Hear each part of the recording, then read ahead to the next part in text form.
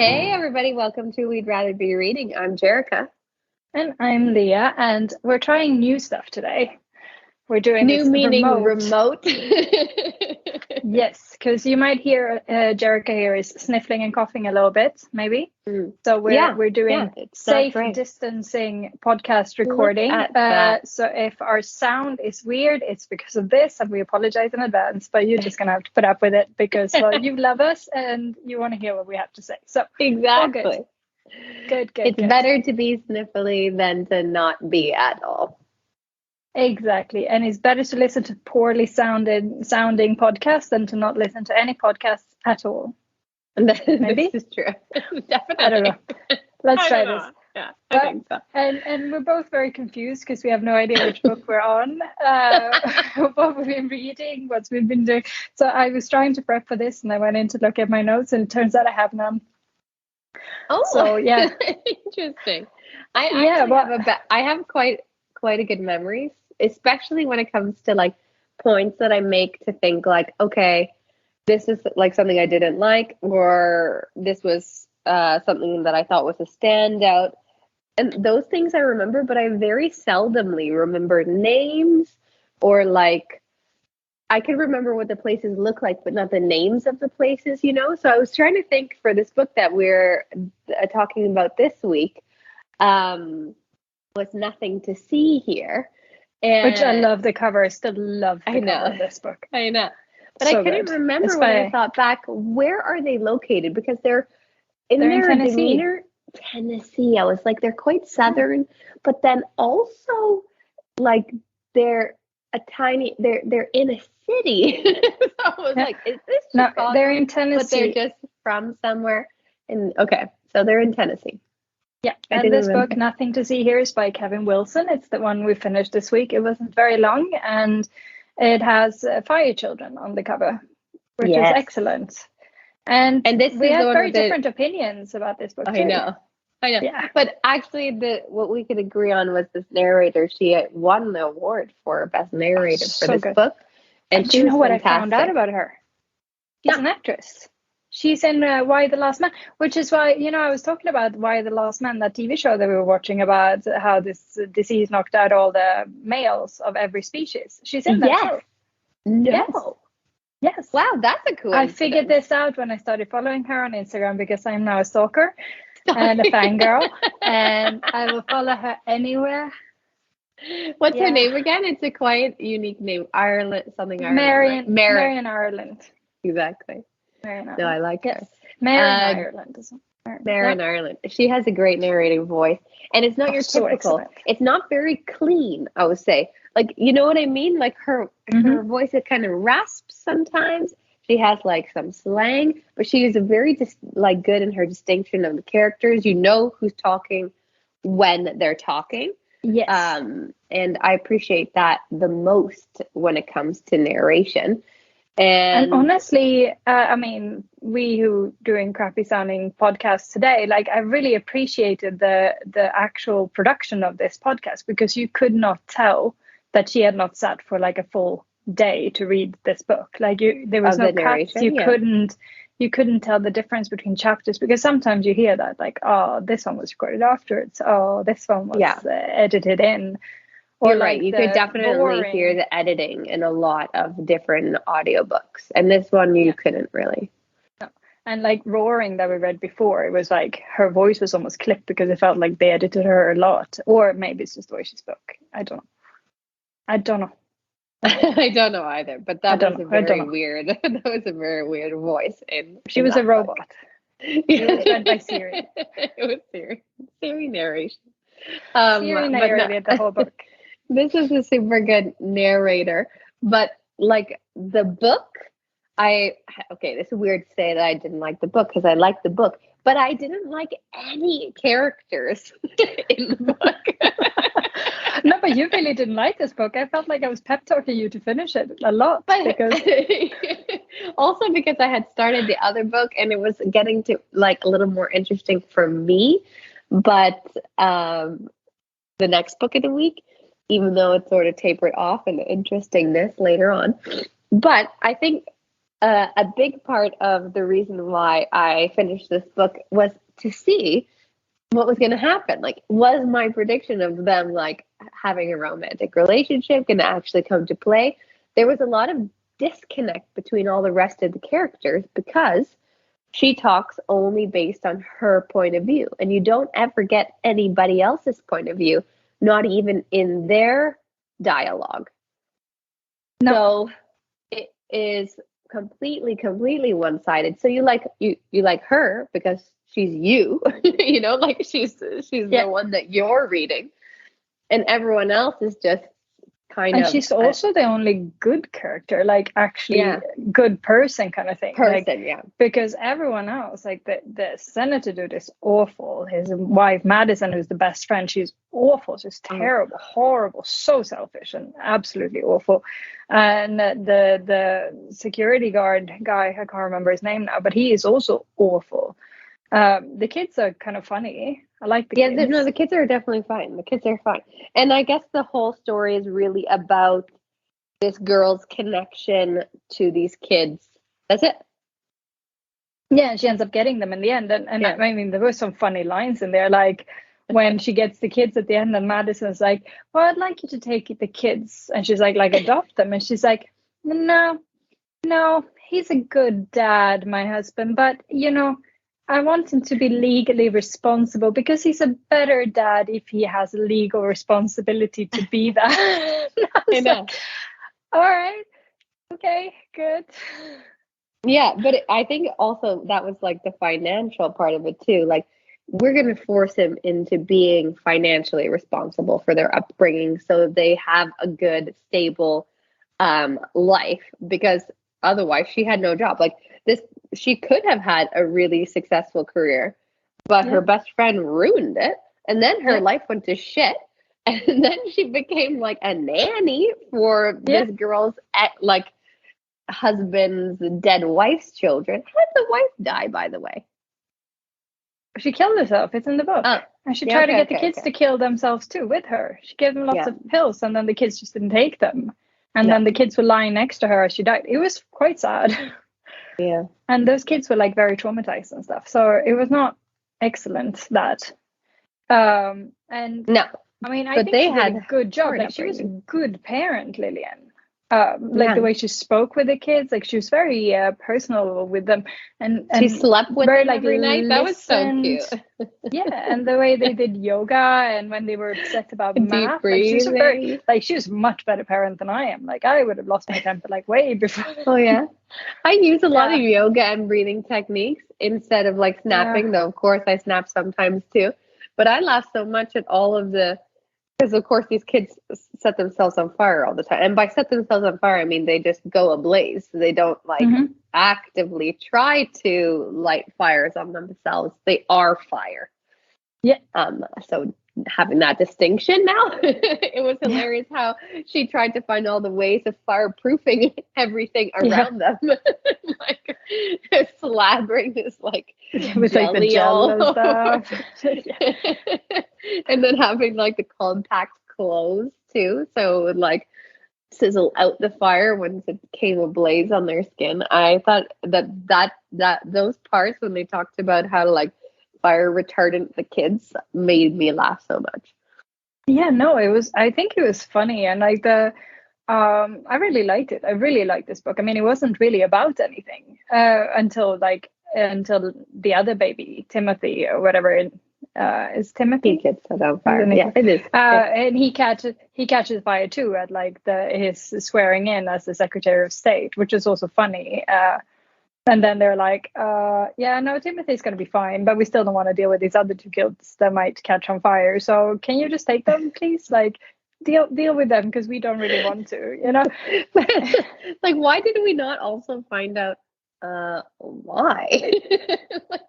There's clearly something in him. From his genes, right? But I mean, it was funny because he was like so set on blaming his older kids, like mom and the ex-wife. He was like, oh, she was crazy, it was all her, you know. And then it turns out, no, shit, it's him.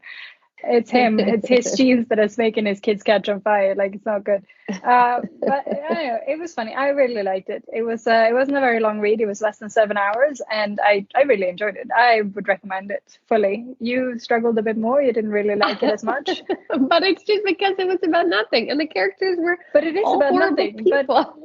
But it was about fun nothing. I think that's it. Like, it was engaging nothing. Like, Okay, I love Sally Rooney. I love Normal People. I love the TV show. I love the book.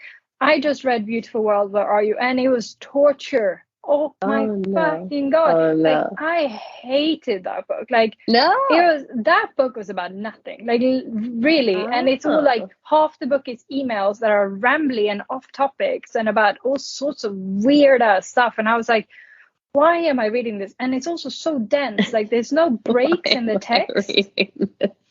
Oh, I hate that actually. So there's like 4 pages of just text, and then like 10 of them in a row with like no break, no paragraphs, and even dialogue is just smushed into the text. So there's not even a break for it. And it was just, I kept like, where am I gonna? I need to take a break. I need to find a good place to stop. I need to do this. I need to do that. And then I was like, I don't know where to stop. I had like 23 pages left in this chapter, and they're all dense. And not even any page ends with like a full stop. So I can start with like, so it's like, where am I stopping? I hated it. It was torturous to read. I really did not like it. I got slightly involved in the love story in the end, but it was a bit too real too. Like, where it's just people not talking and people being like, you just say that because you want me to react like this. And I'm like, yeah, I feel this. I do say shit just to get people to react and say the shit I want them to hear, but I don't need to read a book about that. I want books to be like happy and romancy and stuff, and not be like, this is making me depressed and thinking about all the shit stuff that I do. I don't need a book to tell me these things. I'm aware of these things anyways. Thank you. I know. And how I get with communication. And when people don't communicate with each other, it drives me bananas. They communicated, but about the wrong freaking things. And it was all like, you don't want me because you don't say this. And you've told me this, but I don't know it. And then I feel like this and blah, blah, blah. And it's just in circles and going around and around. And I just fucking say, hey, I've loved you since you were a kid. I would like to marry you. And then like all of this would be like, it's one sentence. And you're clearly both there. Yeah. Anyways, that's what I've been reading. So I was very happy when it was done yesterday. I literally did a little celebratory dance when I was finished with that book, just because I felt like I couldn't. I can't laugh or else I'm gonna cough. No, but I felt like I had to finish it because I like Sally Rooney. But it was, no, it was not good. I did not like it. And then at the same time, we were reading Legend Board by Tracy Dion, which is our next book of the week. Yes. And I'm not in love with this book either. So it was very long, struggling week for me when it came to reading, because I was like not looking forward to any of the books that I'm currently reading. And I was like, I love reading, but I don't want to read this. So then it was a bit like every time it came to reading, I was like finding myself looking for other things to do. I'm like, surely there's some, TV to watch, or children, do you need help with homework? Yeah. I am Would you like mother attention? I don't want to read my book. Which is rare for me because I always want to read my book. But Tracy Dion, Legendborn, let's judge this book by its cover. Yeah. Which has our main girl on the cover. It's a girl. Let's see if I can get a picture. It's we have seen the cover. Yeah. It's a girl, and she has a black girl with her big hair, and she has like red flames on one arm and some kind of icy blue flames on the other arm. And she's doing this kind of movement thing, looking like she's casting a spell or something. So what would you say this book is about based on this cover? When I saw the cover, I thought that it was magic. It looks like she is conjuring something, and it looks like she's going to be full of magic. So it's a magic book. Yeah, witches is my first thought. It's like witches. I didn't think any other kind of magic. I really thought witches. But elemental, because like red and blue is very fire and ice and fire and water. Exactly. Would you pick this up based on this cover? Yeah, sure, but it looks a little bit adolescent because Yes, it she looks looks quite very young. adolescent. And It looks like so she's I about would 12. probably pick it up and think that is something that I should recommend to my teenage niece, not Mm-hmm. and my like 13-year-old teenage niece, not my, you know, 18-year-old. She's not an Yeah. adult. So I'm not sure I would pick it up for myself to read straight away until I read the back and read that it was a little bit more adulty. I mean, young adult is It's very young absolutely like no problem category for me, but it goes a little bit younger than young adult for me. Yeah. So we started reading this book, and our main girl is 16, and she's Brie. Yeah. And in the prologue, we find out that her mom is dead. And before she died, she was having an argument with Brie about Brie going away to school. There's some early college school she's going to. And before they had time to talk about it, she dies in a car crash. Yeah. And then, so they basically leave on bad terms, and then they never get to speak again. And then Brie goes away to the school that her mom didn't really want her to go to. And this is where we start the book. We started at like a party on the first night where she's with her best friend Alice, and they're at some quarry or something, because there's like a cliff jumping into the water, and there's woods and stuff. And at one point she strays away from her friends, and she finds a weird, beautiful boy with ink black hair. I got very excited there for half a second. He calls himself Selwyn. And he talks to her, asking if she feels something when she looks at him, which is a bit weird of a question. And then there's a fight, and something weird's happening, and Selwyn basically just tells her to forget all of this, and then he leaves her behind. And she starts moving away, walking away, and like forgetting, but then she kind of catches herself and she remembers again, and then she realizes he tried to change her memory. And there was a girl with Selwyn as well, and her name is Tor. And on their way home, they get caught by the police basically and get driven back by the police, which is not great for the first day of school at 16, sleeping away and all of that stuff. But then the police car gets stopped, and Selwyn is there, and Tor is there, and they basically outrank the police and they order them around. And there's creatures attacking, and they call Selwyn Merlin and refers to them as Legendborn. And then I realized I forgot to stop after 3 chapters, so I may have gone a little bit further because I was not paying attention clearly. But just to sum up, since she's 16, her mom just died. She has magic, and there are other people with magic that might be involved in her mom's death, and she almost gets expelled from this party. Her best friend is mad at her, and the dean gives her a peer mentor, Nick, who's hot, but she doesn't want a babysitter, so she gets all testy with him. And then she sees something weird, and turns out it's like a wolf-like creature. And then Nick has this hidden weapon, and he starts attacking the wolf-like creature and like beats it into submission. And that's where I stopped. Okay. And then Nick is not the inky black hair. He's the blonde hair boy. Yeah, Nick is like angelic blonde hair, blue-eyed. Yeah. So I predict that she's magic and he's magic, and maybe even I'm magic. Who knows? There's so much magic all around. We're all magic. Things are gonna go down. She will get way involved. There will be bad guys like the creatures, but maybe also Selwyn and Tor. Nick will be good. There will be love. They will all die in the end. Clearly, I was not very into this when I did this prediction, but this is what I came up with. So, do you have a better prediction than mine? No, are you magic too?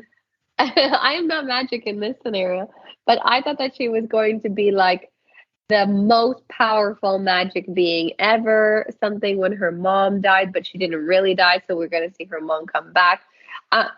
In my prediction, basically, I went to all of this genre's tropes. So it's like the parent that is dead but is not really dead is going to come back later. Her magic that has been dormant or whatever is going to explode, and she's going to be so powerful, even though she's had no time to figure out how to use these powers. Everyone's going to be in love with her, and there's going to be a relationship that develops out of it. So no harem here in this book. But so are you team Nick or team Selwyn? I am like very strongly team Selwyn, but that's only because he, to me, is like the only interesting character in this book. I thought you'd be team Nick. He's more your style, like with the blonde, blue eyes. I mean, in the beautifulness category, but Nick he's a little bit of a downer, and he left. He gave up his like status. He left, and then he came back, and he's like, now I'm going to be because I'm fully guy. I was team Selwyn from the ink black hair, you know, and onwards. Like it was just like team Selwyn all the way. I don't care if he's evil. I don't care. He has black hair. It's so good. I know. He tries to kill you. It's so good. You got black hair. If I were to see them, then I would have probably chosen Nick. But he is so basic boy to me that Selwyn is going to be the only interesting love interest for me in this book. So I'm team Selwyn, but I don't think it's going to go that way. I think she's going to be basic B and be with Nick, and they're going to be basic all the way to the end. So, but no death in the end here. You don't think they were going to die? I don't predict death. I predict that she is becomes this like super powerful, and he's going to also be the man to stand behind her. Oh, yeah, and all of she needs like a man. There's going to be like a professor that betrays them and is evil. You know, there's going to be and the best friend betrays her. There's going to be all of the genre's tropes in it. All of the betrayals. Okay. Yeah, I think I'm on board with your prediction there. It's better than mine. I don't know what I was thinking. Anyways, we should probably continue reading. It's a long one this month. Oh my goodness, like 18 hours. It's really long. So, I remember every like couple hours I look back and I'm like, damn it, there's so much left. Me too. I'm like chasing the end and it never comes. It's a bit long. I'm gonna I mean, we are a little bit further along now than just the 3 chapters, so we kind of know what's going to happen. But I would say that if you want to read along with us, you need to get on board quickly because it takes a while. Now, and we can be a bit down on this book in the beginning, but it has some interesting. Like, I mean, it's not a boring listen so far. Like, stuff happening all the time. Like it's action, you know. So get on it, go listen. And don't get sucked in by TV, which, you know, we've both been lately with Squid Game and Sex Education, which is all excellent, by the way. They're both excellent, yeah. Excellent, yeah. Ordering my Halloween costume to be number 67 here. That's amazing, so amazing. Yeah, even ordered a wig. You know, I'm going to have to work on that. You did? I was thinking, what are you going to do with the hair? Are you going to, like, bang it up? Of course you need to. Oh no, I can't do bangs again. Like you have got my bangs. Yeah, but I'm not cutting my hair again. Like my bangs are finally below my freaking chin. Like this has been years in the making. I'm not going back. I do it occasionally. I'll be like, oh, I'm gonna do bangs. It's so cute, and then I cut them. Like, I freaking hate bangs. I mean, I look good in bangs. It's not bad. It's just I hate maintaining them. And then then you have that awkward length where it's in your eyes or you have to put them up and then you can't have your hair. I can't go back. I need some more time. I had a side bang thing going on for quite some time because my hair split is very far on one side. And I got to say, I miss side bangs so much. It was so very easy. But I did this head flip like constantly, and it might have looked very sexy, but over the years it is going to give me quite the neck pain, shoulder pain on that. You have to like side. Shift sides, like switch her around, like so you can. So now I do the head shake on the other side, you know, just flip. Like yeah. All right. Anyways, so get your wigs ready for Halloween, and let's finish Legendborn. Yes, let's do it. Happy reading. We'll talk to you next week. Bye. We'd Rather Be Reading is an original podcast by Jerrica and Lia and The music for The Penguins, written and performed by David Allred from the album The Transition, courtesy of Erased Tapes. Please check him out on Spotify and check us out on social media. We're on Facebook and Instagram at We'd Rather Be Reading and on Twitter at We'd Rather Read. You can also email us at we'dratherbereadingthepod@gmail.com. Thanks for listening.